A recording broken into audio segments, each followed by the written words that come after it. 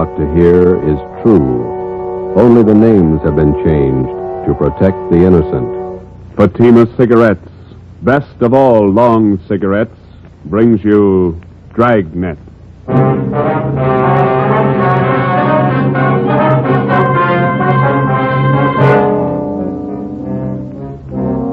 You're a detective sergeant.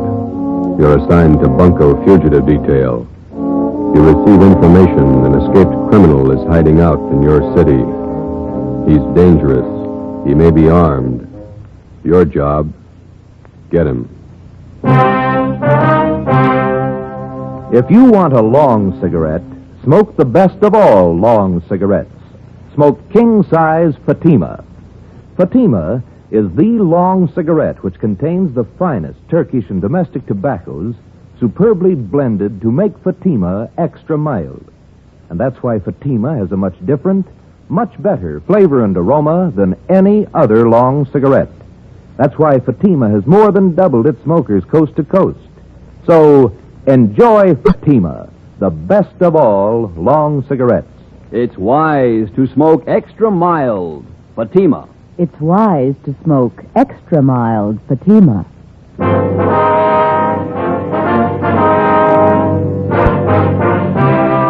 Dragnet, the documented drama of an actual crime. For the next 30 minutes, in cooperation with the Los Angeles Police Department, you will travel step by step on the side of the law through an actual case from official police files. From beginning to end, from crime to punishment, Dragnet is the story of your police force in action. It was Thursday, April 27th. It was warm in Los Angeles. We were working a night watch out of Bunko Fugitive Detail. My partner is Ben Romero. The boss is Blaine Steed, captain of Bunko Fugitive. My name's Friday. I was on the way back from communications, and it was 6:45 p.m. when I got to room 38, squad room. Hi. How are you? How about some dinner? Well, we got one to check out first. Here's the teletype. Skipper just brought it in. Thanks. From San Rafael, huh? Pick up and hold for this department one Alfred Garvey. Wanted for suspicion, forgery, robbery. This man poses as a fingerprint expert from San Rafael Police Department. Here's his log book from the record bureau. Mm-hmm. We're informed Garvey is registered at the Fair Deal Hotel, your city. Where's that? Over near First and Broadway. Please advise us on his arrest, and officers will arrive with warrant signed. Chief Police Frank Kelly, San Rafael, California. Shouldn't take long to pick him up. All right, we can eat later, I guess. Hi. Hi, Max. What are you doing around? I thought you took off on vacation. I am. Just came back to pick up some stuff in my locker. Soft touch. Sure. Listen, the wife's got the car there. Are you guys going anywhere near North Main and Daly? Yeah, we're going to leave right now. Oh, okay. Let me grab my coat. All right. You live out near Highland Park, don't you, Mac? Yeah. Wife took the kids shopping in the car this afternoon. Had to get them shoes for our vacation.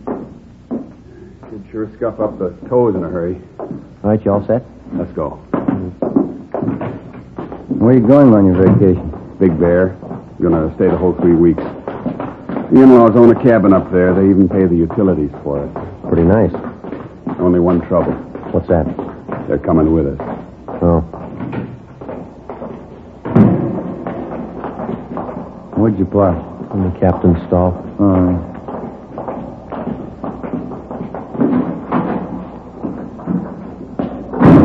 All right, in the back. Okay.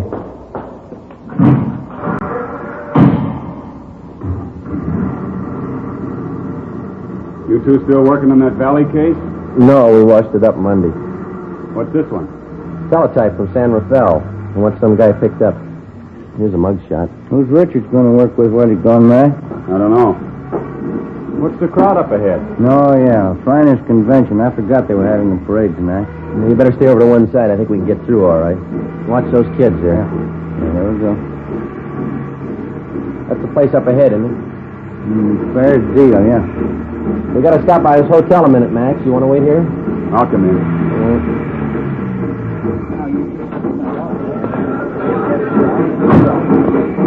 It's a big turnout for the parade, huh? Yeah, it's a big crowd. Fair Deal Hotel. Look at those rates. 35 cents a day, $2 a week.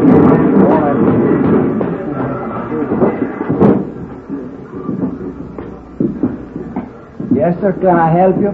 Police officers, would you look at this picture, please? All right. Maybe registered as Alfred Garvey.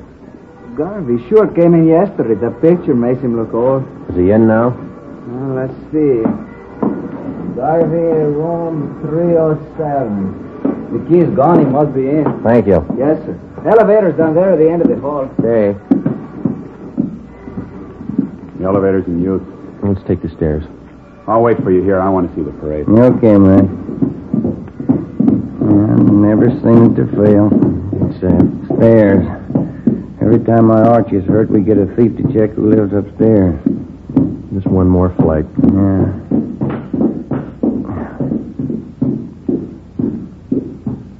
305, 307. Door's open. Let's have a look. Come on. Empty. Nothing in the closet, huh? Yeah, pretty fast checkout. Came from downstairs. The lobby. Come on. Yep. Come on, hurry up. Hey, stop him! Stop that guy, police! The police! It's Maxwell. Max, are you all right? Went out the door, blue suit. It was Garvey. He shot your friend. Call an ambulance. He ran out the door. He shot your friend. Come on, Ben. Call that ambulance, will you? Hey, you. Did you see a man come out of this hotel? What'd you say? Did you just see a man come out of this hotel? I don't know. All right, Ben, you go that way. I'll check up this way. Yeah, right. What's the matter? Watch where you're going, huh? Did you see a man running up this way just now, about my height, blue suit? No, I didn't see anybody. Did you see anybody? Hey, boy. Yeah, you want a paper, mister? No, listen, did you see a man running by here a minute ago in a blue suit? Well, maybe. I didn't notice it. You want a paper? I'm sorry. Sorry, lady. Ben, over here. Did you spot him? No, we're gonna need help. All right, come on.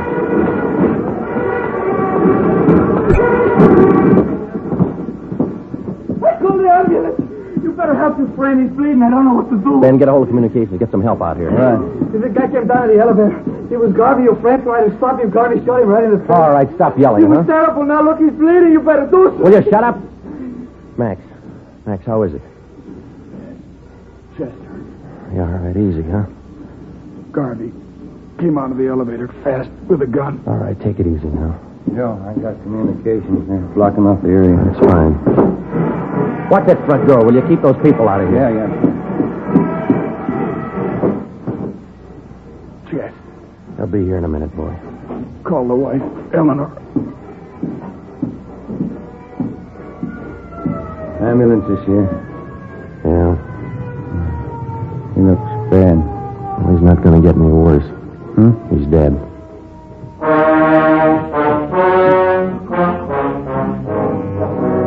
The name on the personnel report said John Warren Maxwell, Sergeant, Los Angeles Police Department, badge number 10377. Nearest living relative, wife, Eleanor Jean Maxwell. Dependents, John Maxwell Jr., 6 years. Deborah Lee Maxwell, 2 years. Death in line of duty, April 27th, 7:15 p.m. John Maxwell's body was removed from Georgia Street to the county morgue.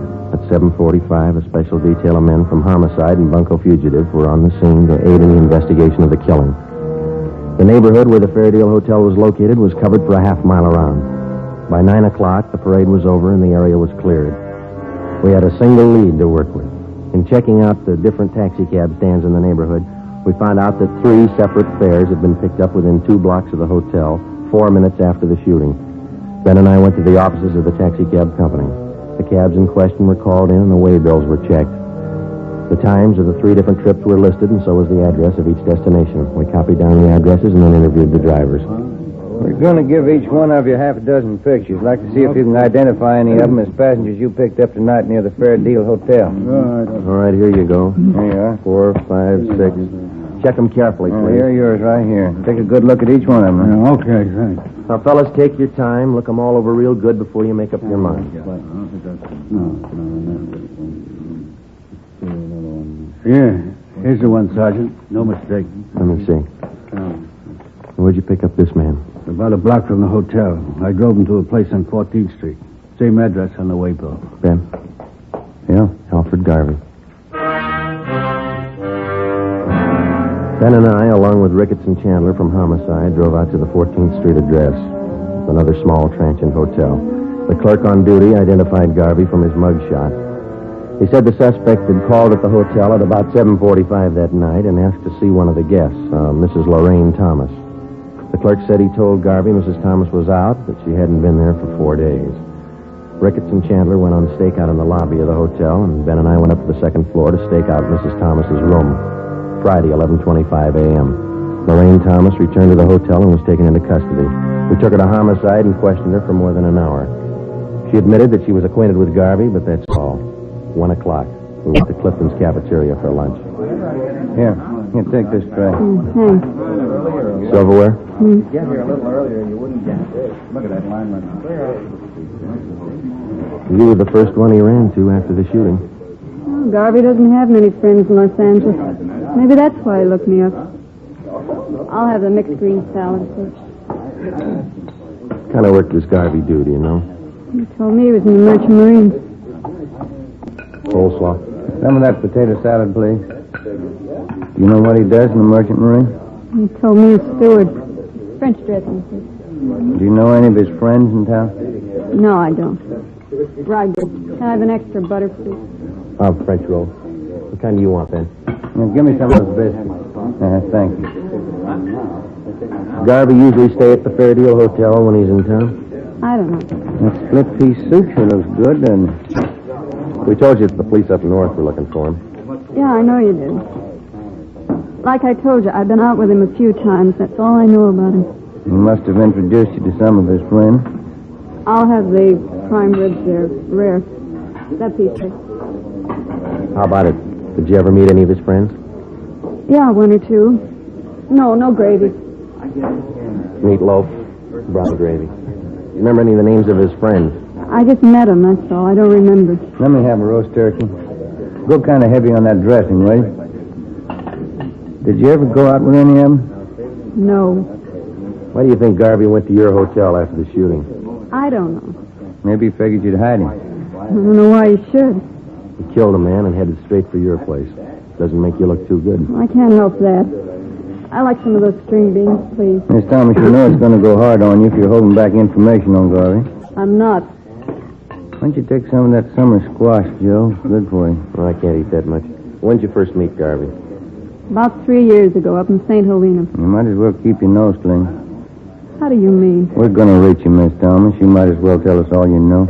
Look, if Garvey's killing people, I don't want to have any more to do with him. We do. Now, where is he?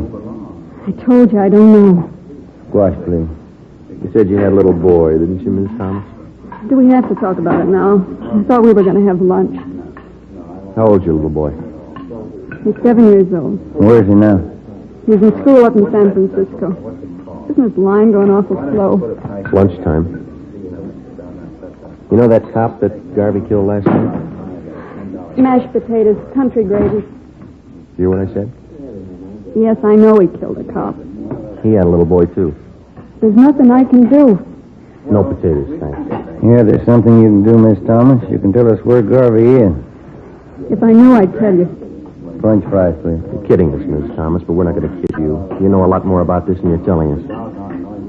Maybe I do, but I'm scared. Who are you afraid of? Look, why can't you count me out of this? I don't want any part of it.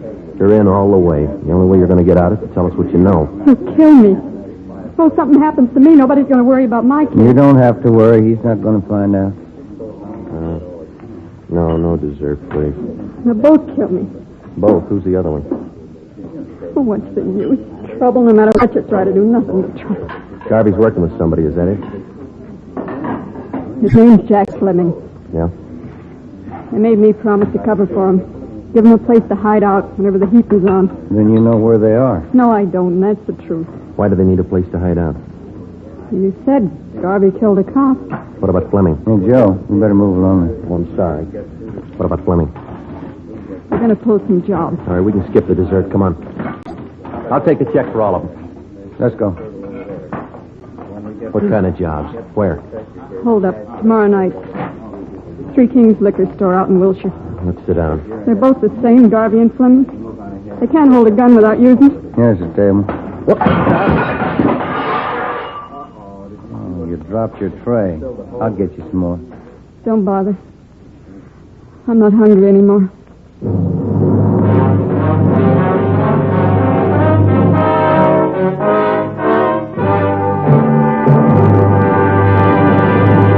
are listening to Dragnet, the case history of a police investigation, presented in the public interest by Fatima Cigarettes.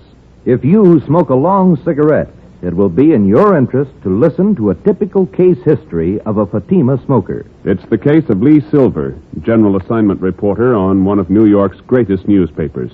This is his actual signed statement. When you have to meet a news deadline, you work at a fast pace, smoke at a fast pace. That's why I smoke Fatima. They're extra mild. In my opinion, it's wise to smoke extra mild Fatima. And more smokers are discovering this every day. Actual figures show Fatima has more than doubled its smokers coast to coast. So enjoy Fatima yourself. The long cigarette, which contains the finest Turkish and domestic tobaccos, superbly blended to make it extra mild. You will prefer Fatima's much different, much better flavor. You will agree. It's wise to smoke extra mild Fatima. It's wise to smoke extra mild Fatima.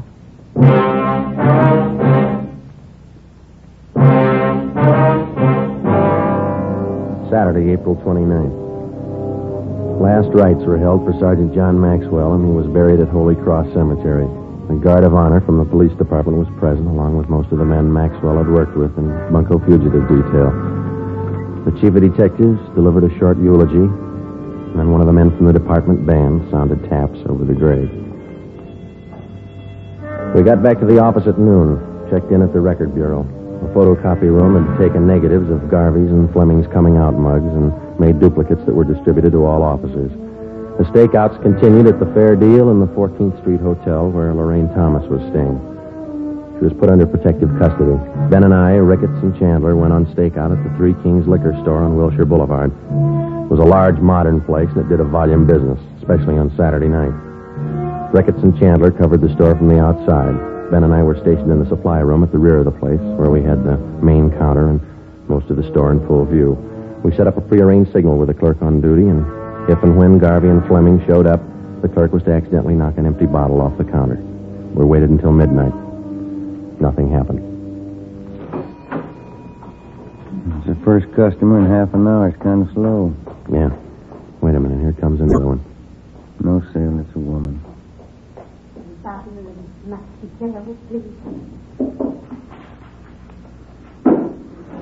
The clerk sure got the jitters. No, I'll put in with him.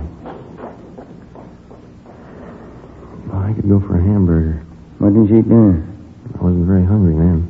Oh, I've got an almond bar. You want it? Yeah, thanks. Wait a minute. Another customer. Yeah, man. Can't see his face too well with that hat on, can you? That's Fleming. Come on. Police officers, get your hands up. Watch it, Joe. You're hitting. He's going out the front. Come on. Ricketts and Chandler stopped him. Yeah, he's down. Watch him. Get the gun. Yeah.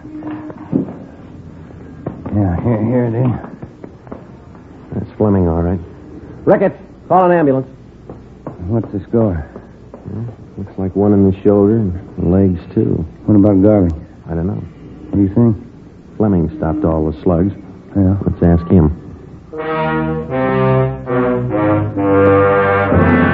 The wounded suspect was treated at Georgia Street Receiving Hospital and then booked into the prison ward at the General Hospital. At 11 a.m. the next day, we questioned him, but he refused to admit that he even knew Alfred Garvey. We re-questioned Fleming for the next 3 days with no results. The stakeouts continued. The search went on. There was no response to our APB. Garvey was still at large. As far as we were concerned, there was only one way to get directly to Garvey, and that was through Fleming. We called on Lorraine Thomas again and asked her that if she would try to get some information on Fleming, try to get him to talk and to tell her where Garvey was. I'm not even sure if he knows where Garvey's hiding. He must have a good idea. Even if he has, he's not going to tell me. He wouldn't trust me that far. He'll go further with you than he will with us. He won't even give us his name. I'm afraid it's up to you, Miss Thomas. Why can't you let me out of this? Hey, look, figure it this way. You knew about Fleming and Garvey. You knew they were in town. You knew what they were up to. You didn't break your back to save that dead cop's life. Garvey shot him. I did. You knew he was a killer. You knew he had a gun. What do you want me to do? Get close to Fleming. Visit him every day till he talks. He doesn't trust me, I told you. Then get him to trust you, will you? Do favors for him. He wants to contact friends to raise money for a lawyer. Help him do that. Run errands. Do anything for him within reason. Suppose he finds out about the holdup. That I told you about it. He's got a long stretch ahead of him. He won't bother you. They'll kill me if they find out. They wouldn't wait a minute. They won't find out. All right. Won't be my fault. Al did the shooting. He killed the cop. Let him square it up. He'll square it with the court. There's only one trouble. Yeah? Maxwell's wife and kids. How does Al square it with them? On the morning of May 8th, suspect Jack Fleming was removed from his private room and wheeled down to the X-ray lab on the pretext of treatment. While he was absent, a dictaphone was placed in his room by a sound crew from the crime lab. Fleming was then returned. That afternoon, while Ben and I listened in on earphones in the next room, Lorraine Thomas paid her first visit to Fleming. We had briefed her on how to proceed in getting the suspect to talk, in particular, to reveal Garvey's hideout. It was a slow process. For the next 15 days, between the hours of 2 and 4 in the afternoon, Mrs. Thomas visited Fleming while Ben and I monitored their conversation in the adjoining room. For 15 days, despite all her shows of confidence, Fleming refused to confide. He was sullen and close-mouthed. Some afternoons he would hardly speak to her. On the 16th day, his mood seemed to be improving. Here. Let me fix that pillow for you, Jack. There. Is that better? Yeah. That's good. Thanks. I got in touch with Dave and Johnny like you asked me to. Huh? What'd they say? Well, they said they could get you the money for the lawyer the day after tomorrow. And Dave said he might be over to see you tonight. Yeah. That's fine. Once I get a lawyer, I'll stop worrying. I stopped by Danelli's place, too. Pop Royce wasn't there. I'm going back tomorrow to see him. He ought to be able to help. You've been okay, Larry. I won't forget it. Oh, that's what friends are for. Jim, sure sorry you had to get it this way. Forget it. I can give it back where it came from. Say, I bought you some new magazines, a couple of candy bars. Well, put them over here near the bed, will you? Yeah, sure. Let me get them for you. There, Jack. See, I'll put them right here on this table. I'll bring you some more tomorrow. Oh, that's fine.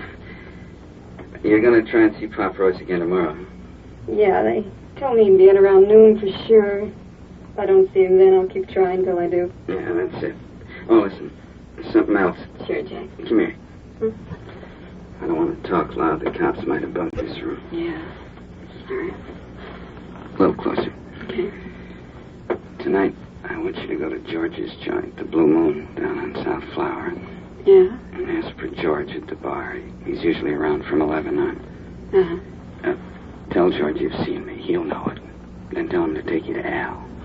To take me to Al? Yeah, Al Garvey. George knows the place. Yeah. Okay, Jack. And keep your mouth shut. Don't talk to anybody but George. He knows the place. All right, Jack. He'll help you out. Well, Yeah. it's a long wait. Get paid. Let's go. 10:45 p.m. A detail of 3 cars followed Lorraine Thomas to the Blue Moon Tavern on South Flower Street. We parked down the block and watched her go in. At 15 minutes past 11, she came out with a small fat man in a dark blue suit. They got in a tan-colored coupe and drove south. The cruiser cars, using 3-way radio, tailed the coupe alternately out through the Echo Park area and then back to the starting point at the Blue Moon Tavern. Lorraine Thomas went back into the bar with a man and 20 minutes later came out, caught a taxi, and took it to her hotel on 14th Street. We drove back to the office. It was 5 minutes past 1 a.m. That's it. I get it. Bunko fugitive Friday. Lorraine Thomas, Sergeant. He showed me the place George did. Where? We drove past it. 1032 Alamo, apartment 3. Is Garvey there now? No. George said he's supposed to be there tomorrow in the afternoon, 5 o'clock. George said I'll have to go alone. Are they watching the place? I think so. Garvey's staying with another man. They got guns.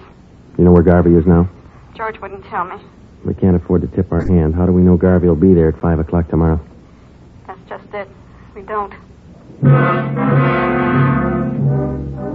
May 9th, 3 p.m. An immediate stakeout was placed at the suspected hideout. A detail of 20 plainclothesmen began filtering into the neighborhood in the vicinity of 1032 Alamo Street. The 3-story apartment house at that address was checked thoroughly and then covered on all sides. Apartment 3 on the first floor was checked out, too. It was registered to a Thomas King, whom the manager identified as Alfred Garvey from his mugshot. To avoid pedestrian casualties, we toured the immediate vicinity between 3 and 4:30 that afternoon, advising residents and storekeepers to clear the street and stay inside. At 4:35 p.m., the men in the detail took up their assigned positions. We waited. Hold that light, will you, Jim? Yeah. Thanks. Awful lot of trouble for that punk Garvey. Be more trouble if he doesn't show. No such luck. Tan coupe coming down the street behind us. Same one we tailed last night. A girl driving. There's 2 guys with him. Well, Garvey's one of them. They're pulling up. Ready? Now, wait a minute. All right, let's go.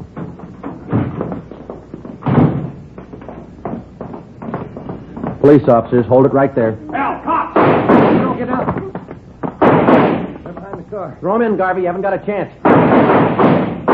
Al, break for the house! All right, hold it, Ben. That's it. Both of them. Come on.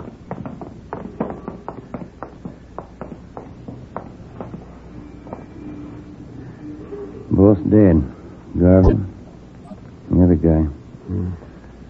Rotten case. Rotten business.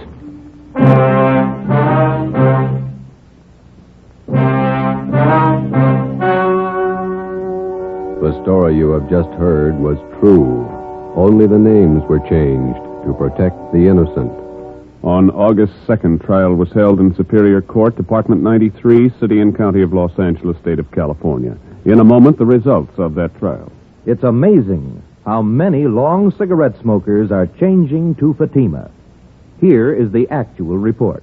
From coast to coast, king-size Fatima has more than doubled its smokers. Yes, more and more smokers every day are discovering that Fatima is the best of all long cigarettes. Long cigarette smokers find Fatima has a much different, much better flavor and aroma. Long cigarette smokers find that Fatima is extra mild because it's the long cigarette which contains the finest Turkish and domestic tobaccos superbly blended to make it extra mild. So enjoy extra mild Fatima. Best of all long cigarettes. It's wise to smoke extra mild Fatima. It's wise to smoke extra mild Fatima.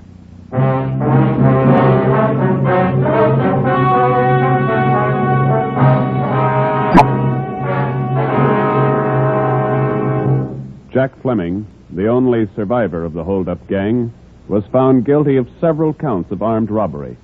Garvey's accomplices who aided him in hiding out were tried and convicted of being accessories. They are serving prison terms as prescribed by law.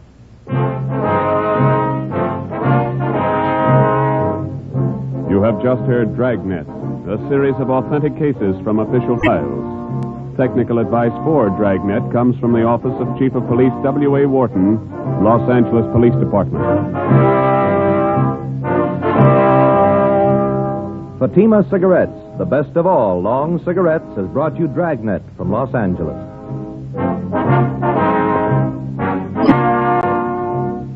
The Halls of Ivy is pleasant listening tomorrow on NBC.